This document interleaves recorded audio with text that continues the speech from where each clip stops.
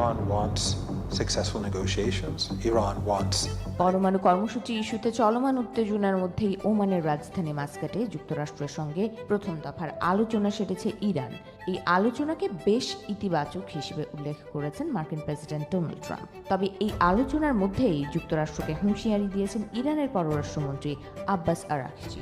পরমাণু ইস্যু ব্যতীত ইরানের মিসাইল কর্মসূচি নিয়ে কোনো ধরনের আলোচনা হবে না বলে যুক্তরাষ্ট্রকে সাফ জানিয়ে দিয়েছেন তিনি। এ কারণে যুক্তরাষ্ট্র ইরানে হামলা চালালে মধ্যপ্রাচ্যে থাকা মার্কিন ঘাঁটিগুলোতে পাল্টা হামলা চালানো হবে বলেও হুঁশিয়ারি দিয়েছেন তিনি। শনিবার ইরানের পররাষ্ট্রমন্ত্রী আব্বাস আরাকচি বলেন, মার্কিন প্রেসিডেন্ট ডোনাল্ড ট্রাম্পের হুমকির কারণেই ইরান এই অবস্থান নিতে বাধ্য হয়েছে। আর তাই যুক্তরাষ্ট্রের সঙ্গে আলোচনায় ইরানের মিসাইল কর্মসূচির বিষয়টি কখনোই আলোচনার টেবিলে আসবে না। এর আগে শুক্রবার ওমানে ইরান ও যুক্তরাষ্ট্রের মধ্যে ইরানের পারমাণবিক কর্মসূচি নিয়ে 2 দফা পরোক্ষ আলোচনা হয়।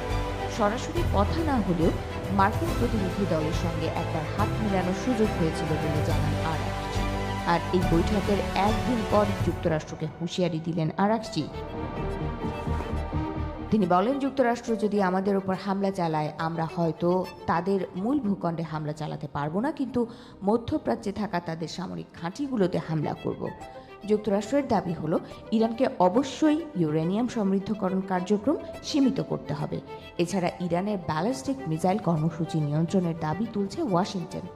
যুক্তরাষ্ট্রের মতে এই মিসাইলগুলোই ইরানের সম্ভাব্য পরমাণু অস্ত্র বহনের প্রধান মাধ্যম হতে পারে। এগুলো মধ্যপ্রাচ্যের নিরাপত্তার জন্য বড় হুমকি বলেও মনে করছে তারা।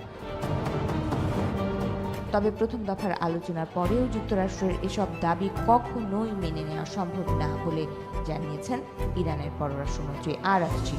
তিনি বলেন, ইরানের মিসাইল কর্মসূচি কখনোই আলোচনার বিষয় হতে পারে না, কারণ এটি আমাদের প্রতিরক্ষা ব্যবস্থার অংশ।